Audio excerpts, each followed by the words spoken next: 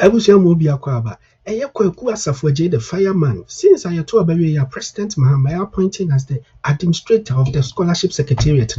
Obi antini nkebi kwabena meti Kwaku Asafo Agyei ma TV so bi o ma radio so bi o mekasa. Na ndra okopie mu kwabena ko bi ansa show so na kwabena busan se Kwaku ya to Bobie ya onya position ya se yente wonka wo TV so yente wonka wo radio so bi e dia na ekoso.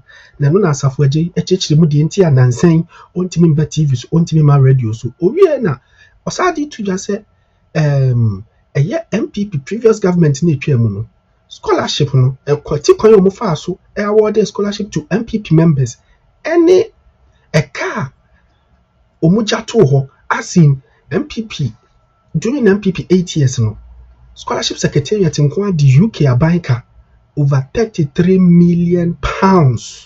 33 million pounds. Men say obi amra, we go the full interview. E wa abra kwabna Kwaku Asafo Agyei e ko pie mu kwabna Bobie ansa show so. Mo menkuti. Anyway, all right. So commando. Yawon komo bia ya ka say be die about Ghana Scholarship Secretariat. And we have Yenua Bema Honorable Asafo Agyei. And yeah, but Bobie ansa pa. No. Madam, it is a key soup. I never change. The tradition goes on. It's just a title. Your mama and Ashemani Munyam. But I still remain as a 4G. Nothing has changed. David. Yes, into Union, me Quabna, the Menu, if you are Santimampo. Ubebia, our end of my core into Mr. Alex Asafo. That's fine, but honorable the infant to baby. Bibian's sign. That's a man. Yeah, that's a part of the base of the party. That's a part of the grass. That's a man so much when you Yamwa. Obianim and Munyam, the Obianim say you are John Dramani Mama, the Asheme Dada. Kantidia, a Jumana can be painting. Uti, a Jumana canon and Minia support. Can be painting. Say a bit me justify. Say, Wama Mabun, Aquenya, so moon demonstrated on bit me. I am all my Ghana. Now, yes, we are being sa pepe according to the resetting agenda. Na Ghana for be jina tum say ampai papa ohun bibi wo mabunu eno o de brebi ma wo mo say de be o betimi aboa ma o man no yasesa no abesi track na nkasa ye pese ye de o man si na yetimi akoduru ba bia ye dachi.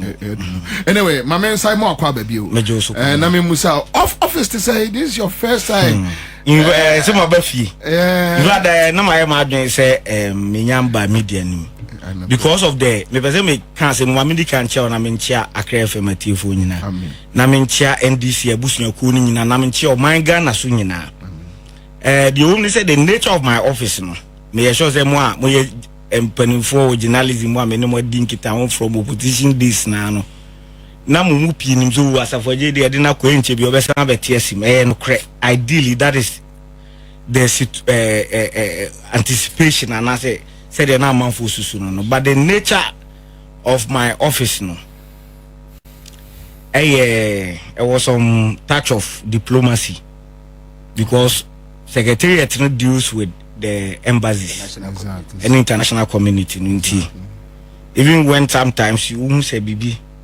ako wronga you just can't jump into the media like that and be talking about issues because can there ebia can na ichirasem enkuntia Jo Mahama ebekwatia bia the previous regime but then the missions no and I feel like the embassies no omo MPP no omo NDC no omo CPP no omo government of Ghana inti obufan say the actions of MPP or if you like NDC ni nyina no represent Ghana government inti if you are not careful and you are always out there talking no they also have their own reporting system and intelligence system. Okay. And so they are able to listen to you and based on what you, the registrar, is saying, they take decisions, which may even affect the current government. Into a sensitive kakra, sometimes anything among say for all this while, you bo me din na monte menkawo. Radio so and maybe a TV so. Yeah. Anyway, but my ba because as a papa I know. My bad because as a papa because President Mahama as part of the 120-day achievement. Yeah. Ye two and a more P. and Tanamon, it's important say at this point to Ghana for bedding. No matter say the area or Ghana Scholarship Secretariat. Sure. Now there are 2 jamu be so you Asafo Agyei call hono. And yes, what can I know to be outside Sebi, yes, say Utoka na de question pass here. Say Obi one would you so na de share Kodoasia so be but media me cry me any simple say Matoka na me say me de akusi as Obi hu de me good. And so it's important here be basa time we near baby check normal me feel say who be nya say Ghana for beti free bra president Mahama de adwuma share inside what now na challenges e ho no kakra me feel say metimi abiem ama Ghana for so ate no mate yase no eno so me de atudwa e bia bi wa me I will share with you off air sure because of the nature of it but kakra me feel say me kind for problem bia man I can talk about it and but mame Musa osa I asem we first yana minim se ubenya course me nya course because of bebre no anim se me no nyina free one place nipa ba ko enti omo hwe omo nya no normal they call me and obo okra the issue is not about scholarship secretariat meaning so unya sa course no bebre so office no dey be pa na so that everybody will be clear and who should contact you will be clear. Okay, so scholarship secretariat am down no number 1 under civil service. Okay, under civil service into your staff no nyina under civil service. So if you are so be cry inefficient, the best you can do or the worst you can do is to write through the presidency to head of civil service for a transfer. And sometimes if you want a new person to come, you can only write for secondment. Then a new person is there. Okay. When it comes to employment per se, my hands are tied kakra. Okay. Me buy and me say omuni PR unit. And I believe say an institution like the Ghana Scholarship Secretariat, any PR unit, the me because I should be the last person to be in the media. Okay. And I wasn't the PRO of the secretariat and I was all Nanka wabe church the yensemu. And now will be wire communication that so at all times say me ame betena ha dia no say ko no be kan dia na bia bibi anko ya na ba bia wa kan clarity ni wa then you follow me to give proper anti ebia ehɔ no de yebetimi ahwɛ hɔ na yes ye create ehɔ na na yetimi hu why so yebetimi de ayɛ den aboa ehɔ one number 2 ani gi sem ne say and I'm in Ken once and I'm moving on. Yeah, administer scholarships. So scholarships you want hold over means you friend of bilateral scholarships. Bilateral scholarships no scholarships are agreement no government to government. Okay. Usually those scholarships are signed on behalf of government by the Foreign Affairs Ministry. Okay. Make us say the euro kuja to in a demon into mine.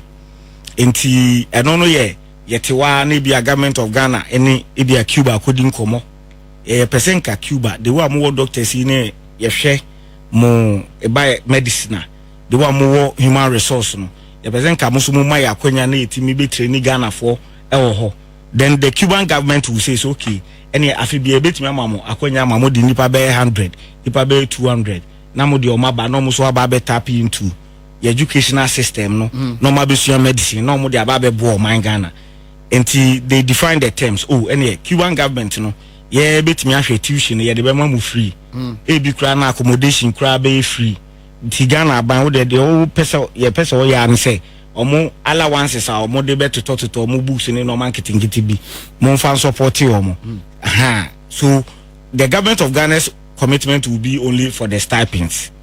Okay. Safi what you say. And no bilateral arrangement ye dey administer scholarships. Anyway, so actually speaking, there were a lot of them. There were Cuba, there were Russia. We have some in China. There were Caribbean bebre Bebe Barbados you will be but students and endorse. So we have a lot of them hungry so kahun. And endorse. And the friend non-bilateral scholarships.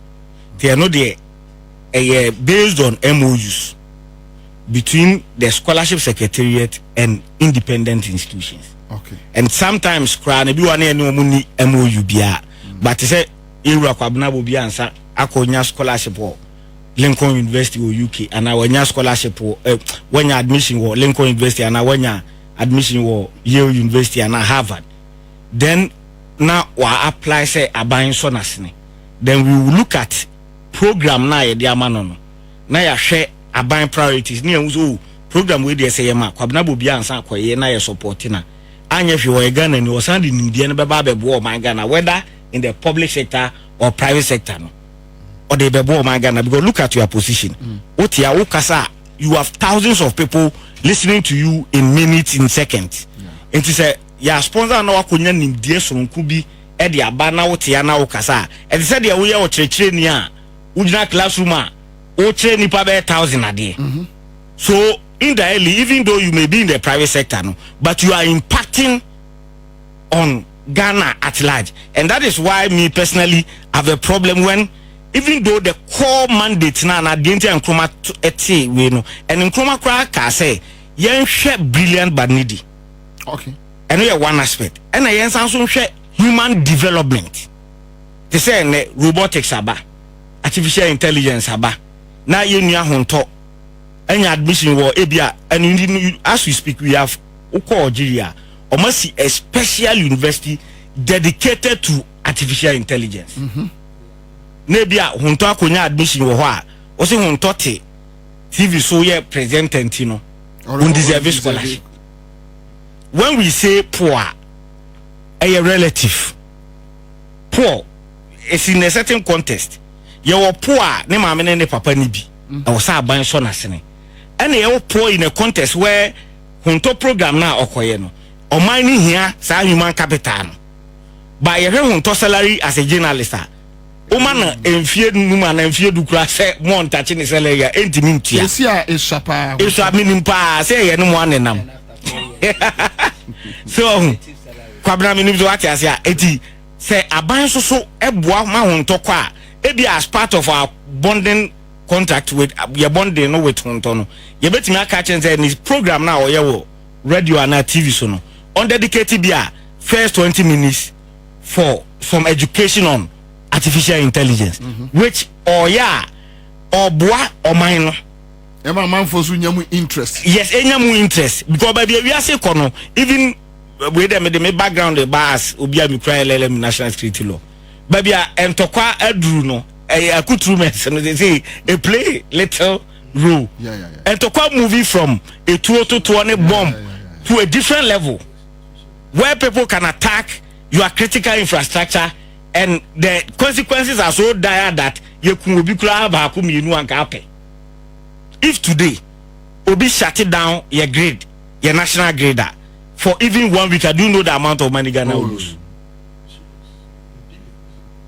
Meaning so what is here? So baby technology di we say kono. Yes you be here say you be catch it up. So we will always be at par with our young for in the global you know. And so I know you one side. Then we have institutional partnership. They say Bianca wana o boss you say do agungu aba secretary. Oh okay me your business way me but when we say Ghana, when it comes to manpower, you need nipa bebre omo nim de wo ade we ho. Enti okoto machine we cry even do e be bo adwuma no. Say ho to chema to get somebody to even repair it no difficult. I just also the kwama no ne. Enti kameme de me wuska kakra.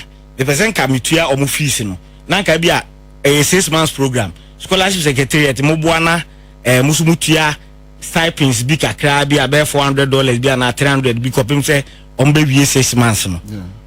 Collectively no these are people you could train you omo nim dia e bi aban bi say kra na because of say scholarship participate yen nti obetime decide say ye beba be ya ma aban but at free and idea at a lesser charge as compared to saying how the machines in the bruchi cargo a year obetia and sana almost also beji or more workmanship and then no more be replacing the machine. So you get it, so you were also any war individuals to say now many are talking assembly. So for instance, secretariat in bit me decide, and which is a program I draw. I've spoken to the honorable Agyei Minister Ira Erikopoku about it.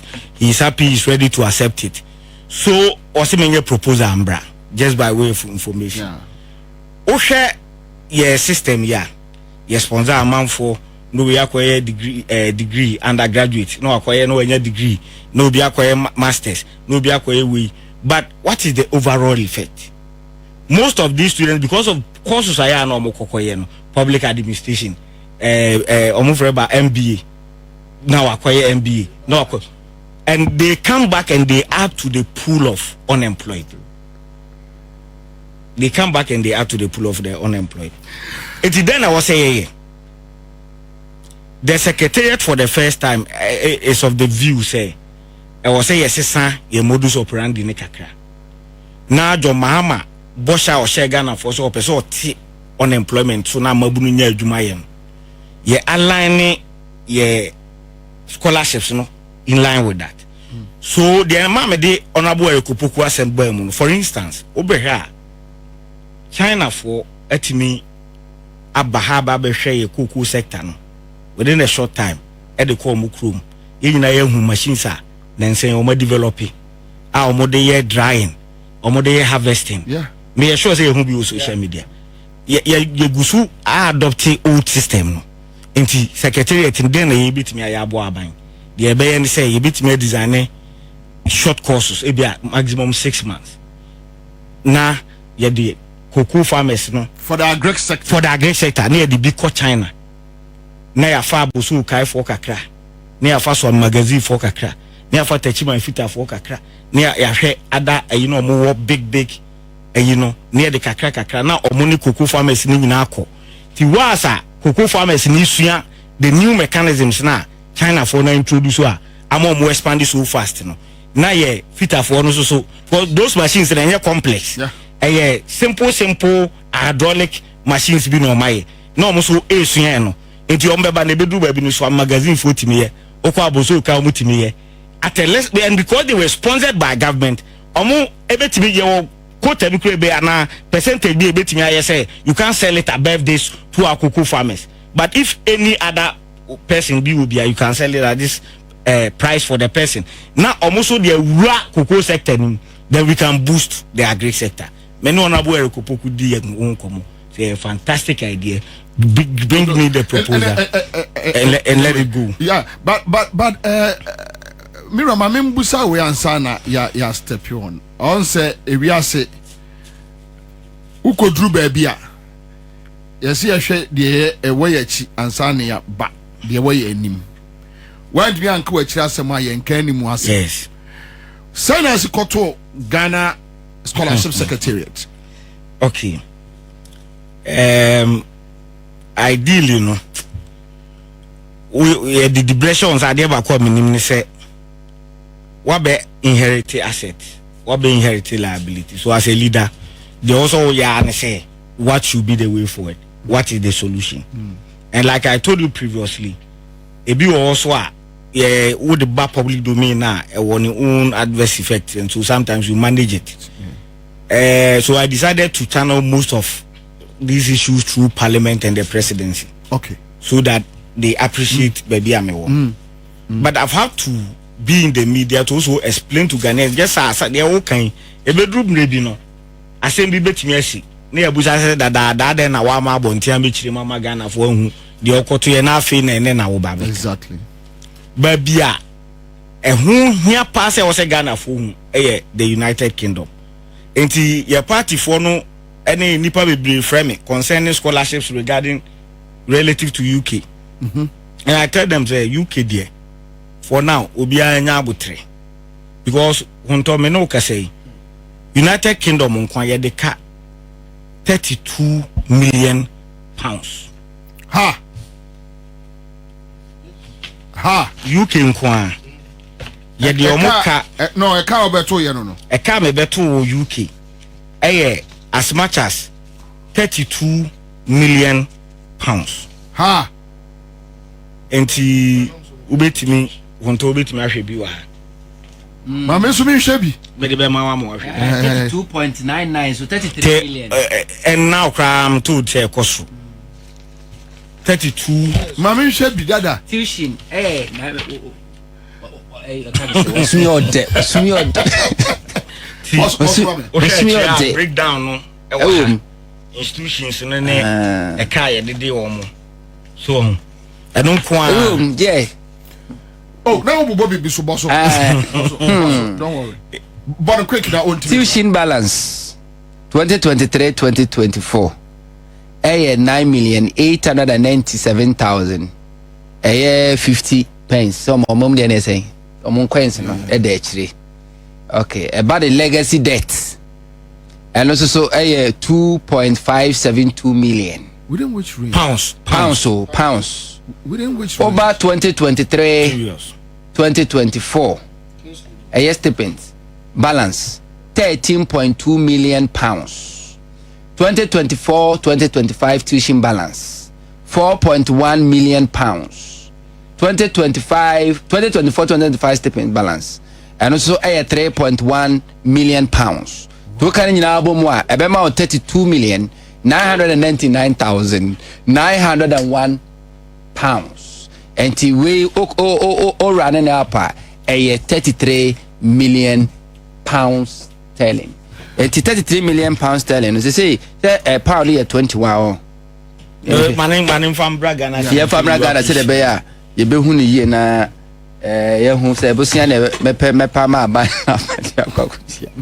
O de akwakutia. They say pound no dey a pound here 21. Fan 20 kra. 21. We got 20 what is do? Times 33 million. 1 2 3 4 5 6.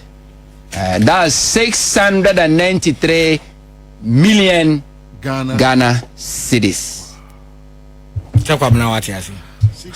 93 million Ghana cedis. Almost 700. When your secretariat na ekawu. When you no kwa na secretariat na ekawu. This is only limited to UK.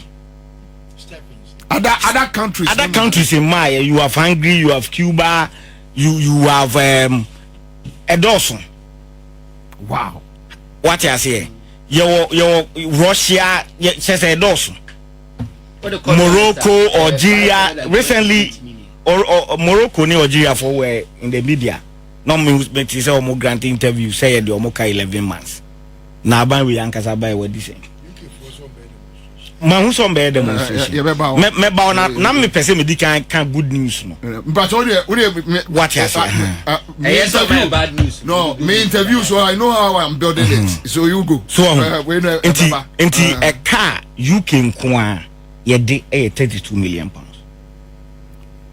How do anybody expect say within 3 months after Ukraine every day budget appropriations ya pass ya because of changes the new EI na agencies be free OGM Office of Government Machinery here was say give me systems na you realign it takes a certain time. You expect say all of a sudden government beat me magic at time 32 million pounds say UK for students more magic.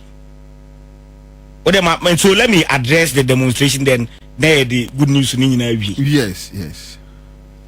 Me buy there na me buy na students in UK because of non-payment in this we are to na we have for register ya log me out of the student portal ebi mo graduate ya deny almost say be mo certificate ebi mo ho kra na che say school ni ma mo access to anything che say frustrations in kwana students ni go through enti obeka there na me na ma administrator write a letter address it to this school. This should be the content. Fabra na me sign it. Na me the call. So me assume here me throw letters to almost all the universities your students work. Say new government, new president with a new vision, new registrar with a new vision. Meaning say John Mahama menina nyankita hu dia brief chief of staff, my brief president. Say this is the situation I'm confronted with. President Mahama committed say be solve these issues in the field. But at the end of the day, it's not really about NPP. It's about our students' welfare. Because a Ghana fauna, whether you nedom kugu yanyen or a Ghana ni, and so a government na said yes say or say or more welfare no you taking care of. And sana say issues be or I was here dealing with individuals. You be dealing with them, and so they should give us some time. Now you ready a budget in your day, and we now allotment be drew. Now you share kwan before so you be payment plan with them because we are there kaba. Now students and when you peace of mind. I won't bet me the idea as soon as day. If you work students need a special case. If you are to me from no account, my situation you be cram yare. Yajima to yes me koye seji yes me koye say. Then what the mayor said me friend head of mission no acting no my friend no until scholarship secretary account no kakra be say in the room also say in the room so okay any advances some payment to student way because ono yare okoye seji okoye say na ne yare no say magnitude no yehwa then we can now decide okay be man no be take it for the return now abafi now otimi be stable. Even in some situations, we will have to arrange for an online session for the student. Or what I say now, still I know if you know or to an addition. Say the bear on catchy. My many students in UK, I virtual meeting. Oh, by me buy ya. Usually first quarter me and be follow me being say flyers or what is ongoing. And I many Cuba no more Caribbean and there never say me yebi.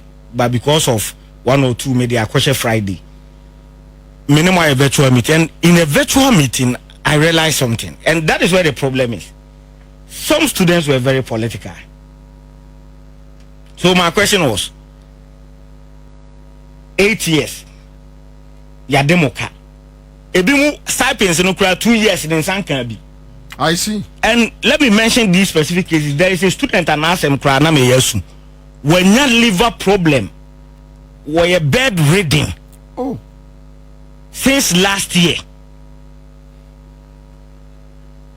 Enti kawa ohwe no no. Besi se na otiase no nyame. But I also thought say yentimi ntina whether say if A or B emani BBC a Ghana ban na yebebo ni din yebebo scholarship secretary din. So make sure you say advance some payments whilst we wait for transfers to be made from finance to your then we sort issues out. So I think the critical issues were about 5 or 6 students. You advance payments to them. Menoka say on the 26th I'll be in the UK to have town hall meetings with our students and have meetings with the management of the various universities where we will agree on a payment plan with all of them. Now edu okra na ebe pacho mama a discount to be because be a legacy debt. And debt needs to be what it has accrued since 2021. Students are my school da. You know so da. And also da and let me give you this information. Those who are instigating the demonstration are students of my yeah, no. Omumum atro to secretariat no for no objection. I'm a secretariat not grant you no objection. I'm a manya kwenya I go through sa graduate route visa no. Omuti UK ho ye adwuma. Divine, that's the situation. Omumum na instigated demonstration against government. Ideally, me buy no, I stated my position. Say no objection no. Me feel say we should not be granting that. Because you can't scholarship then honto ewo ho aban honto apply say aban so basene na me ko penim di we famra aban so okay honto matene me so wasene ko fa nim die no fa bra o man Ghana na fa be som na yesu nya won fa so ya ma scholarship wo kosua de awie then what rubber say ye ma wo letter I friend no objection letter said the be ya o ma Ghana na mo wo betena broni ni krom na nimdie na wonya no de ya adwuma contribute to the GDP. Yes, or my Ghana boka. Ye nyamfa so bia mfuru so. Ye nyamfa so bia. Sika na eden. Ahye. yeah develop obi to support the economy of a foreign country. So that policy must be cancelled. Oh yes, until there's a meba. Previously, no when you say kwenya na ma no objection. I'm a woto. What me manage in the situation of year school? To crowd and kayan fans what the lotto. Then today, those instigating the demonstration are omo year school. Do na your omo school. And one of them, meaning how he manages to do it. Mechanic dinner me watch you. Now what me your friend pious. Now news file we say no more discussing issues about scholarship. I think in the previous times we be probably say a man for ton spams, me man ton spams to survive. And me sure say what it be during the previous regime. No wabekeka we na menka say education etua e was etua more comfortable, but when you are also privileged say abama scholarship go babia no ababa scholarship ube wi abetimi aka say ope so tena obi man so na this side in die no etena ho de boa obi economy. And so me my proposal to the honorable Haruna Idrusu any president setting committee to the committee the last time we had a meeting then last week Friday said we should look at that no objection thing. So who school now or apply for no objection, the scholarship should be turned into a loan. Yes. I see. And the Juma na yen. Makes sense. Na yen Juma na yen share to take a certain percentage of sikana o general at the end of the month, no, where we can create a certain fund, a statutory fund that you betting from a Juma, then the money is paid into that government fund. Kapim say e kana ye bo ho ye beti eka so that ope say bi abensa tom che be so obeje scholarship e de koye artificial intelligence and robotics e wo Israel oni say aban e sponsor no because aban here nipa was field no ha e na yeso ye de a develop here ho enti owia the onus is on him to come back. So ye na just say on my back there adwuma bi obe finding who won bia na wo so otua saa ka no de ma aban na afi aban a recouping investment. This say ya bo kaprenu ai ya bo ka te kwa apia na abo na ode ne wa share ta kwachi preku ama na efi ye no anam no so aya ama no ya ma kwa apia ye ai se kwa apia ma ohuru nkuku kwa apia adre na so wa abo pi so em se kwa apia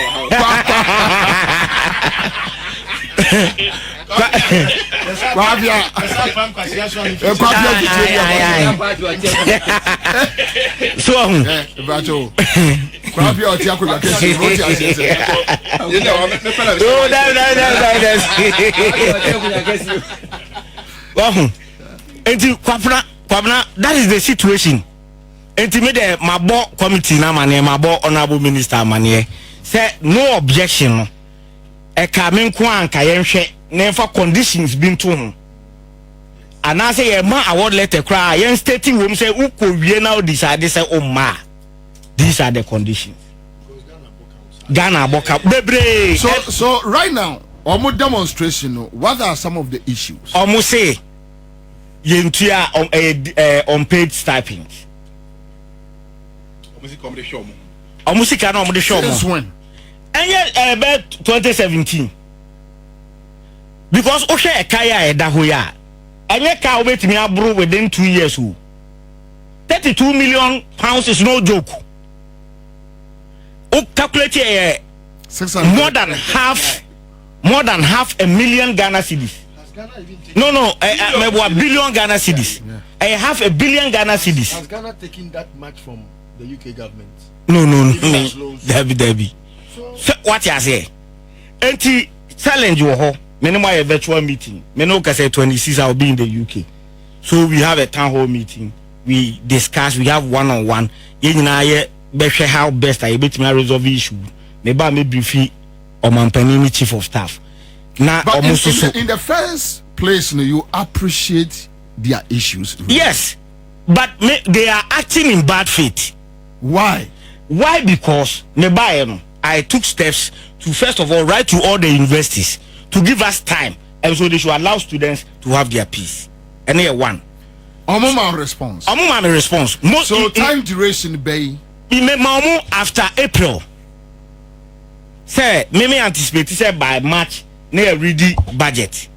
Young fan say April there you woman appropriation all those other things in the Bekoswa and give me system changes are or more new credentials near the day. So young fan say tentatively by 3rd week in April I was saying also so yeah. Then if you make me start here transfers in the last week in April by May now you secure our accounts, then we can begin to advance on payments to them. Schools on Monday response the buy no who flow information. Some of the investors yes some respond they sent people to my office. Me sure say pictures maybe. Yesterday Northampton University rep was in my office. And relay information about so this is the problem of the students. Okay. Oba scholarship secretariat. Your crophobia from schedule officers. In Tibia, Minia Thompson war scholarship or be a deputy director. But only in charge of UK as the schedule officer. And so all grievances are supposed to be channeled through Mensa Thompson. Dear Ebrono so no abebo me mama. See, say was me engage leadership now, student leadership now. Now be a virtual meeting. Say was me engage management of the universities now. Maybe I know my virtual meeting. You get it. But me ba for no. They be who and say all the student leaders wanted to bypass the schedule officers and communicate with me direct. Bobie, as a leader, how do I entertain some of these things? Not just about making useless of ABA. Until you're in charge of Cuba. Listo well in charge of ABA Russia. Divine ABA in charge of US. And they'll be treating these people with some disdain and contempt. Well, also listen and call you Cuba, Libya. Minim say kwabna wate masia. Yeah. Students student leadership no de omo yes on be ntu wo ha na o mafrew. Obefeki wo se me vice president, me president. Ghana students one wo Cuba. They say me so okay contact the schedule officer. And no omo ntiase.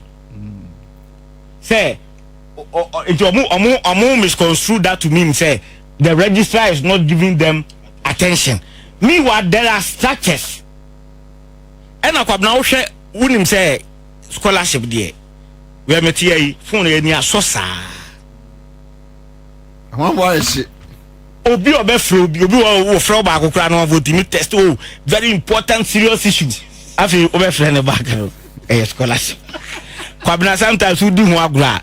Scholarship no udi agura de amahama mpe no. Obeche ni nyina wo phone so na ebedu tama ye be bie no officially no asa obi anya bi.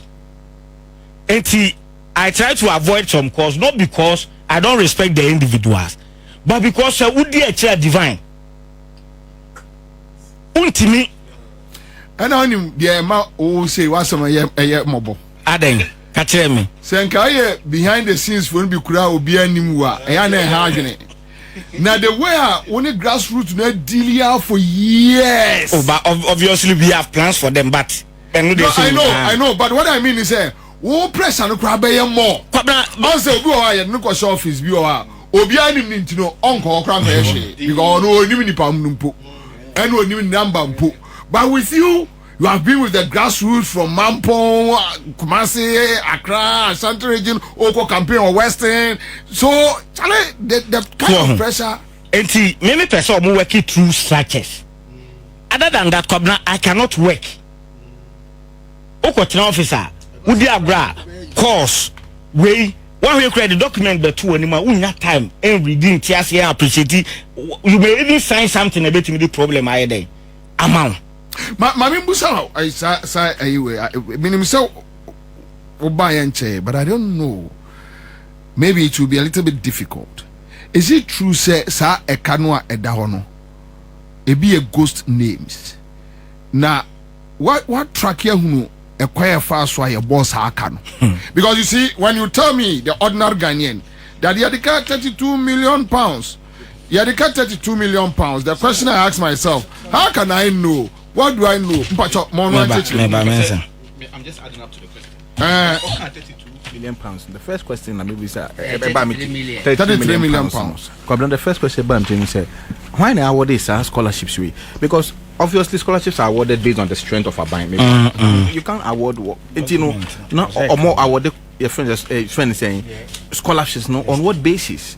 So, if I say it, because what kind of say? Then I find it very difficult to understand. Yeah. So, na me bisa document. Me no ka say. No, it's okay. You don't worry. Me no ka say.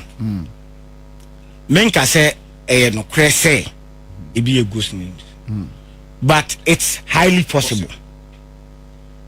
Okay. Because me ba office. Sometimes you are there and somebody will call you. Oh, register. Paper power brochure na. Unyanya ne papers no.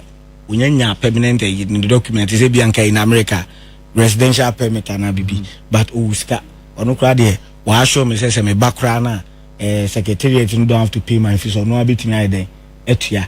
Yeah, so information we mean na sometimes putting it out there. Yeah, na. In America say so you now appreciate my position. So the person want to use the scholarship. And if you are not careful, you may use the secretariat for assembly, for racketeer. So what you say? And it's highly possible that Ubenya Nkrofo ebi omo wo but omo ni school ni. But do you have any interest investigating? Anything I mean to kwan no. Okay. So I am going with my auditors. Exactly. Good. That's good. I said why charity. What you say? 32 na American. Me no ka say nipa be 100 and something be printed list no em tell me PA refi. Akodru January 32 ne 33 ne minus a little over 100 no. I see. Almost your news entrance or makugu. Tia be se panic ni han. Ye mo omumra. Ana omuntu aso. Enko school no na kan nko soro. Nti ya trokra time you chief of staff. Say omaye advice. Na yehu de be response de be ma UK phone. Yeah, discoveries because was our list by men come from Debbie. At least now you fair idea that U2 one among what I say. And me buy ye letter has Masisano. Good. With about 4 different security features. I see. Plus a seal. I see. Plus a seal. Your website now more scholarship secretariat dot something. Bear different, bear 3. My catch room so much shutting down. Come again. 3 different websites. No, more bear websites bear different, bear 3. I see. And na private people and na manage. Mama shutting down. They say your movie called NITA for system which is .gov.gh. They say the official website of the secretariat here, scholarship, Ghana scholarship.gov.gh. And we are in the process of reforming, but I felt once I'm the chief of staff is always we keep him updated on normal area. The president knows what is going on at the secretariat, and the president also himself has a way of getting to know normal area. But at this point now, if you say no, I have to be in the media to let Ghanaians appreciate the sofa. Anything I may catch earlier say, Omampani share boss or bar or consolidating all scholarships from all sectors. Now they are share one organizations because Nina are buying them Esika. Obia obe passing mra ebe baba bo say yete scholarship secretary ni mra establish scholarship secretary too. Oh, I see. Executive fiat and oside for Dr. Kwame Nkrumah they establish